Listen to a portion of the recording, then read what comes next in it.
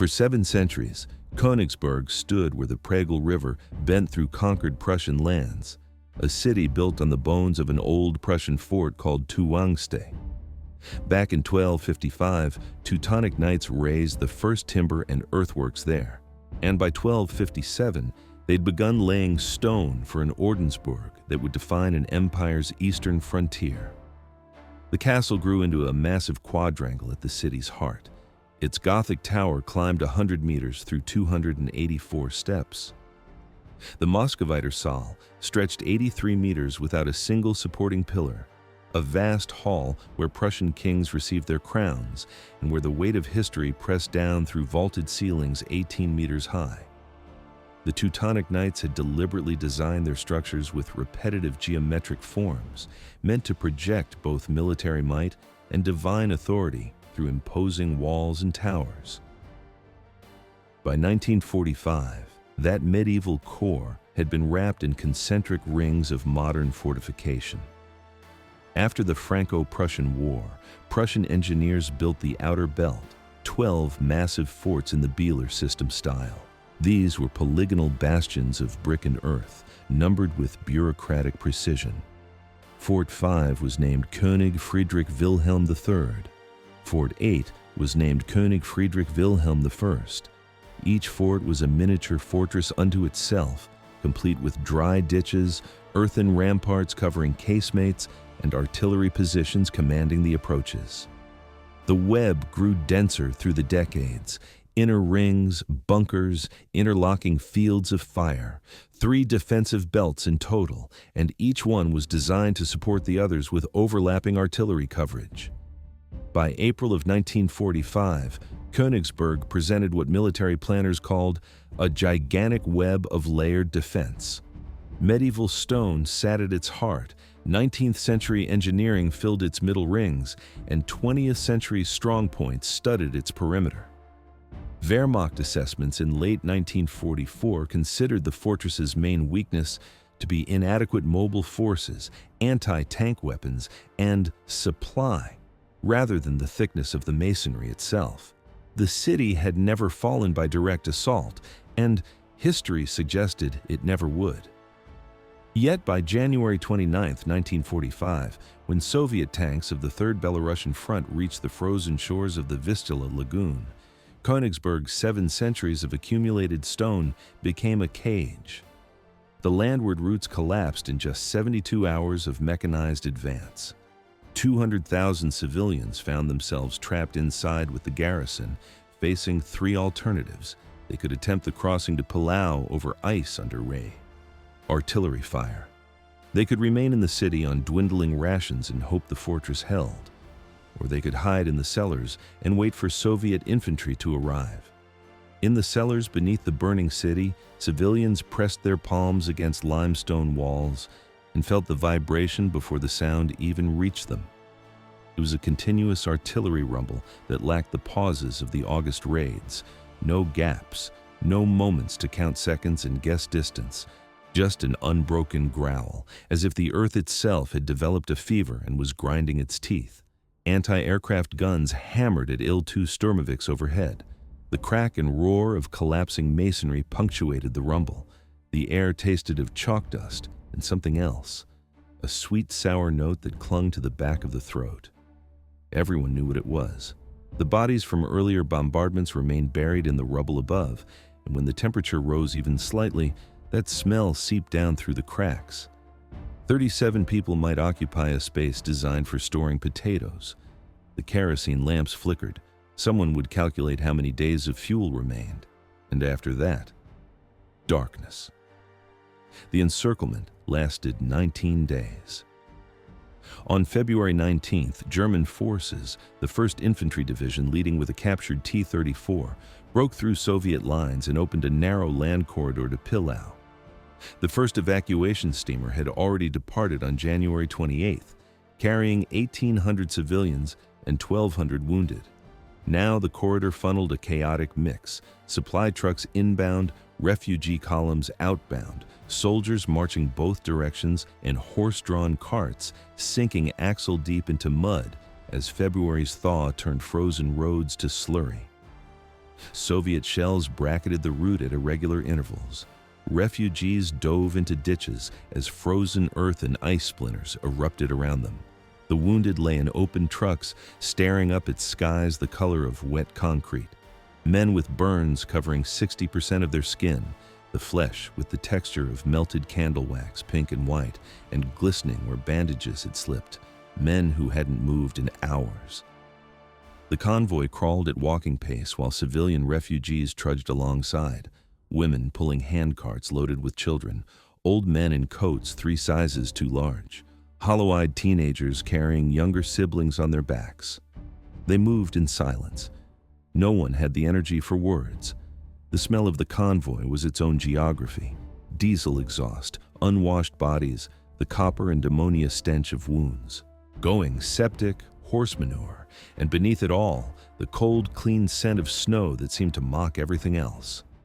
30 kilometers to Pillau meant another 8 hours at this pace. Shells fell every 8.5 minutes on average. The Soviets were either rationing their ammunition or simply enjoying themselves.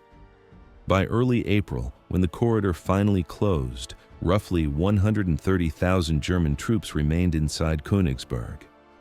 Only 35,000 of them were frontline soldiers.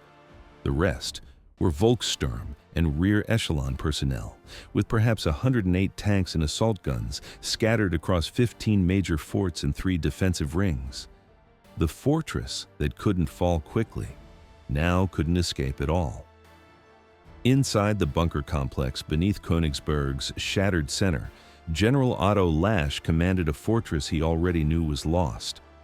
At 51, he embodied the old Prussian officer class, a career soldier who joined the Wehrmacht in 1935, led troops through Barbarossa, captured Riga in July of 1941, and risen to General der Infanterie through competence rather than ideology.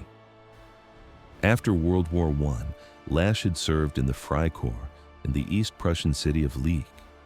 He understood this region. He'd bled for it before.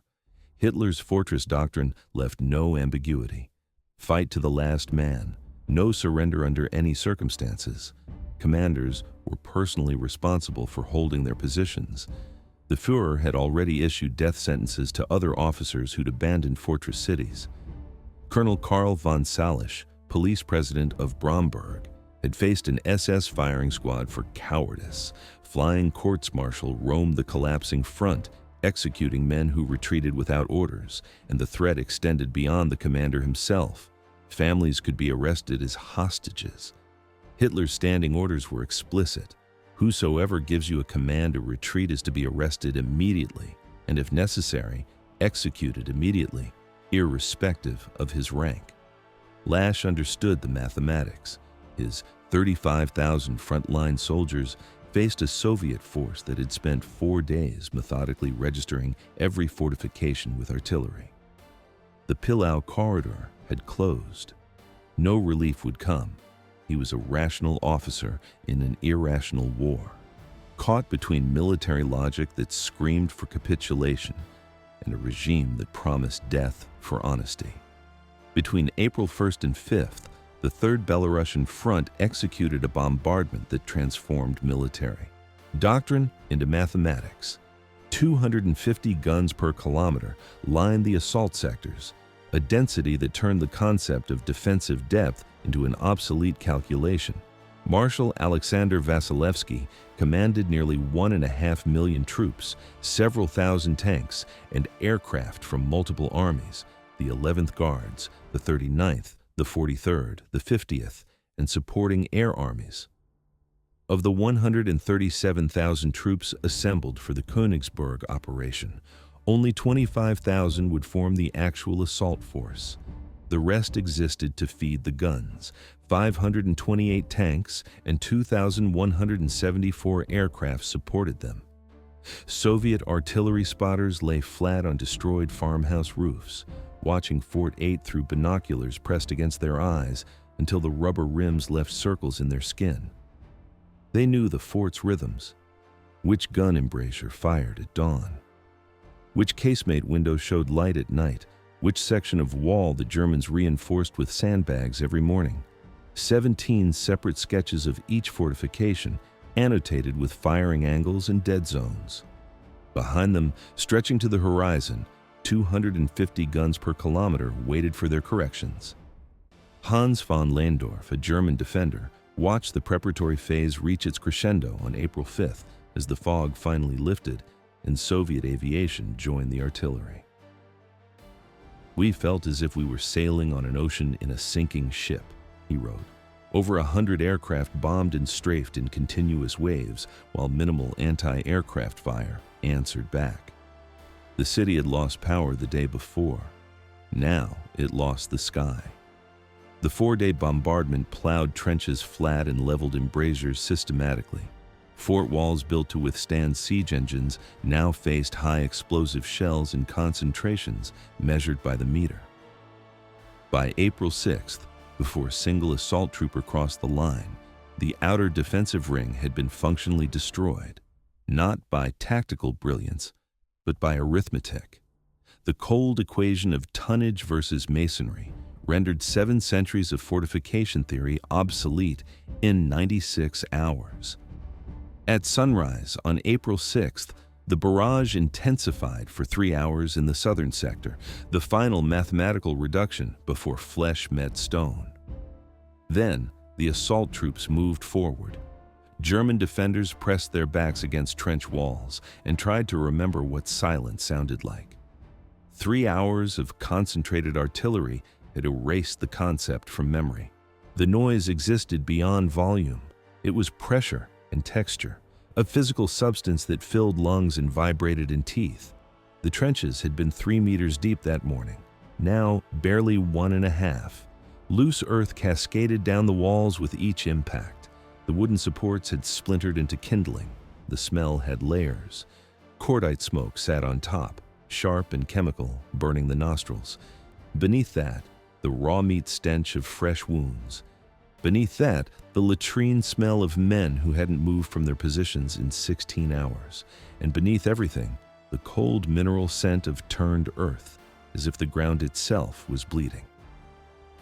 At 0800, the shelling stopped. The silence was worse than the noise. Silence meant the infantry was coming. Across 400 meters of cratered earth, gray figures emerged from the smoke, hundreds of them, moving at a steady walk, their silhouettes rippling in the heat shimmer of burning buildings. By noon, the first defensive ring had shattered, not breached, not penetrated, shattered. The outer fortifications simply ceased to exist as coherent defensive positions. Trenches plowed flat offered no cover. Embrasures leveled to the ground could mount no guns. By afternoon of that same day, Soviet forces reached and overran the second defensive ring. 2 supposedly impregnable fortification layers breached in a single rotation of the earth. The collapse rate, measured in hours, rendered obsolete every fortress manual written since Vauban. Fort 5 and Fort 8 provided heavy resistance. The numbered strongpoints held where the rings around them disintegrated. Fort 5 found itself surrounded by noon, an island in a collapsed system. Fort 8 mounted a fierce defense as Soviet troops flowed past its flanks, but they'd been designed as anchor points in a continuous defensive network. And when the network ceased to exist, the anchors held nothing. Fort 8 had been built between 1843 and 1859, its polygonal walls embodying Prussian fortress theory. Bastions were positioned for enfilading fire. Ravelins protected the approaches. A water moat encircled the entire structure.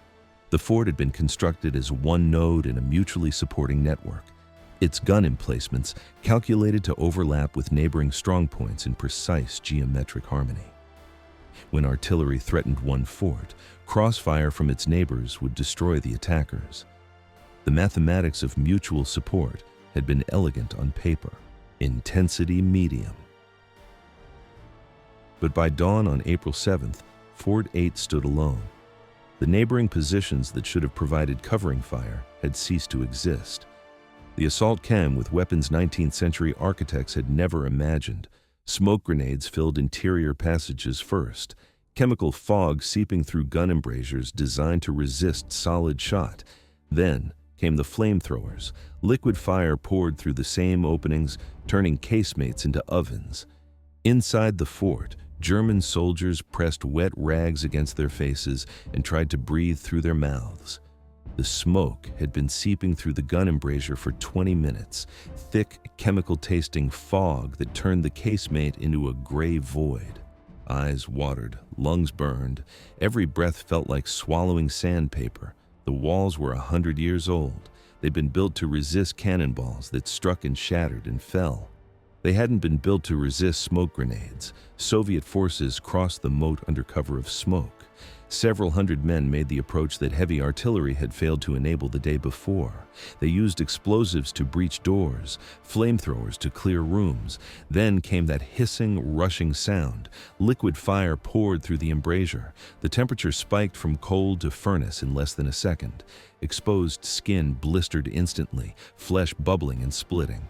The air itself seemed to ignite. The fort's thick walls simply contained the heat, focused it, and made the killing more efficient. The fort fell on April 7th. There was no heroic last stand, no dramatic breach, just smoke and fire methodically clearing chambers one by one. The structure remained largely intact, its brickwork barely scarred. But intact walls meant nothing when the men inside couldn't breathe. By the evening of April 7th, the defense had accomplished what military logic demanded. Königsberg had tied down multiple Soviet rifle corps for 3 months, forces that could have been crushing the Samland pocket or advancing elsewhere. The Pillau corridor had funneled tens of thousands of refugees onto ships sailing through the night, their decks packed with exhausted civilians fleeing west. The military equation was complete. Surrender now would save remaining troops and civilians without compromising the strategic mission already fulfilled. But Hitler's ideology recognized no such calculus. Fortresses existed not as tactical instruments, but as symbols. They must never fall. Commanders must die at their posts. Overnight into April 7th, German reserves launched counterattack after counterattack against Soviet positions, especially facing the Samland group to the north. A dozen attempts, all driven off. In the rail yards, platoons died in crossfire between platforms, caught in the open with no cover except burning rail cars. The entire yard flickered orange and black, shadows dancing on the ruins of the station building. Men watched their comrades fall at 300 meters, then at 280, then lost count as machine guns merged individual targets into a single gray mass. The smell of the rail yard was burning wood, burning coal, and burning flesh. They'd merged into a single scent, the smell of defeat, of failed counterattacks, of men sent to accomplish tasks that couldn't be accomplished. On April 8th, the 11th Guards Army crossed the Pregel River despite enemy fire, establishing a full bridgehead by dawn. Soviet forces advancing northward linked with troops pushing south, encircling the Samland group and severing it from the city center. Any hope of relief evaporated. Any possibility of breakout died. In hospital cellars, doctors had stopped counting the wounded. Every meter of floor space was occupied. Men lay on stretchers, on blankets, on bare concrete, in rows so close together that medical officers had to step over bodies to reach patients. Sometimes the bodies they stepped over were still alive. Sometimes they weren't. The air was thick with the smell of gangrene. Not just the smell, but the texture. Gangrene had a presence in the air, a sweetness that coated the tongue and clung to clothing. Supplies had run out on the 6th. No morphine, no sulfa, no clean bandages. Doctors tore sheets from linen closets, boiled them over fires made from broken furniture, and used them to wrap wounds that needed surgery, that needed amputation, that needed miracles. They had no miracles. By April 9th, Lash's command structure existed only on paper. Königsberg wasn't one fortress anymore, but scattered pockets. Northern defenders were cut off from southern. Eastern strongpoints were isolated from western. Coordination had been reduced to local commanders making independent decisions in the smoke and ruin. At 0930 hours, communications were completely cut off. At 1800 hours, after Hitler denied surrender permission, type determined intensity medium. Lash sent emissaries to Soviet lines on his own authority. A delegation reached his bunker before midnight. Marshal Vasilevsky delivered a final ultimatum at 2100 hours. Lash signed the order to cease resistance. No transcript of his words survives, no record of hesitation or justification. The decision itself was the statement, a choice made in silence against 7 centuries of fortress mythology and explicit orders from a Führer who measured loyalty in corpses. The city fell in ruins and burned. German positions were smashed, trenches were plowed up, embrasures were leveled with the ground. Through the smoke and gathering darkness, red Soviet victory banners appeared on masts across Königsberg. Tanks took positions everywhere. Between 30 and 40,000 defenders laid down their weapons. The fortress that couldn't fall had fallen in 72 hours. Hitler's response arrived swiftly.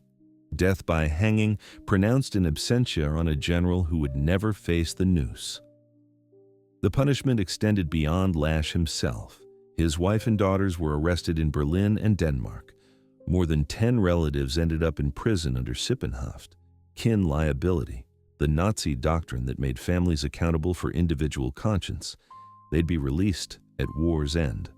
Lash himself remained in Soviet captivity until late October of 1955, after intervention by Chancellor Konrad Adenauer. Lash knew this would come. Every fortress commander by April of 1945 understood the cost of capitulation. He surrendered anyway, trading his honor and his family's freedom for the lives of men who would have died for nothing in the mathematical certainty of Soviet firepower. The shooting had stopped, but the destruction was just beginning its second phase. The city the Germans called Königsberg had survived 7 centuries. It wouldn't survive 7 months. 80 to 90% of the city lay in ruins. The Royal Air Force raid in August of 1944 had already gutted the medieval core. Altstadt, Löbenicht, and Kneiphof had been reduced to skeletal walls and ash, where 490 tons of incendiaries had ignited a firestorm. The 14th century cathedral stood as a hollow shell. The castle, symbol of Teutonic conquest, was a pile of shattered masonry. Soviet artillery had completed what the bombers began. Soviet occupation troops conducted what witnesses described as a terror campaign.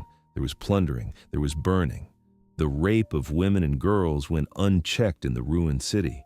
German survivors committed suicide in numbers no census would ever count. Survivors climbed out of cellars and didn't recognize streets where they'd lived for decades. The buildings were gone, not damaged, not collapsed, gone.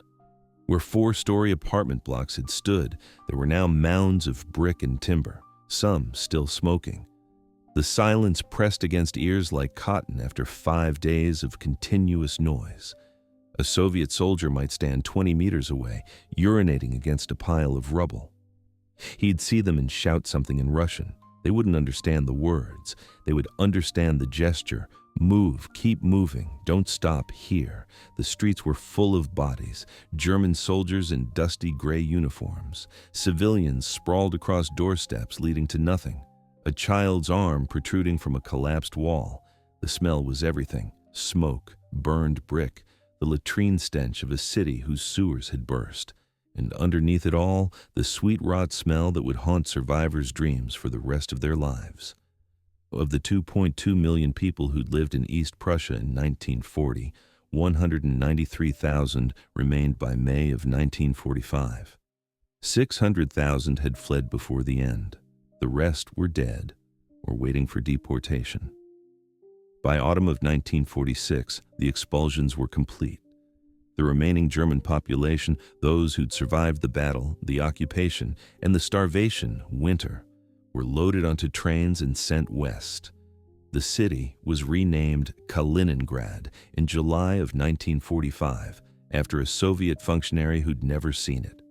Soviet citizens arrived to repopulate streets whose German names were being systematically erased from maps and memory. The trains had no windows.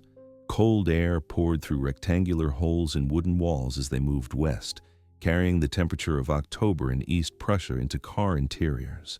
60 people sat on bare floors, no seats, no benches, only wooden walls and bodies pressed together for warmth. Type T mournful, intensity high. Women who'd been born in Königsberg, married in Königsberg, and buried their children in Königsberg watched the landscape scroll past. Forests, fields, ruins. Every few kilometers, another destroyed village, another pile of rubble that had been someone's home. They didn't know where they were going. West, they said. Germany, they said. But which Germany? The Germany of their childhood was gone. The Germany of their adulthood was gone. Whatever Germany existed now was something they didn't recognize, a country carved up by victors who'd never asked their permission. The train rattled over a bridge. Below, a river flowed dark and cold toward the Baltic. The fortress doctrine had promised to preserve German civilization in the East. Instead, it provided the ideological justification for its annihilation. Hitler's refusal to evacuate or surrender hadn't saved Königsberg. It had guaranteed no Königsberg would survive to save. The trains kept moving west, click-clack, click-clack. The sound of departure, the sound of ending, the sound of 700 years of history disappearing at 40 kilometers per hour. No one looked back. There was nothing left to see. If you enjoyed this story, hit subscribe for more World War II historical deep dives every week. Thanks for watching.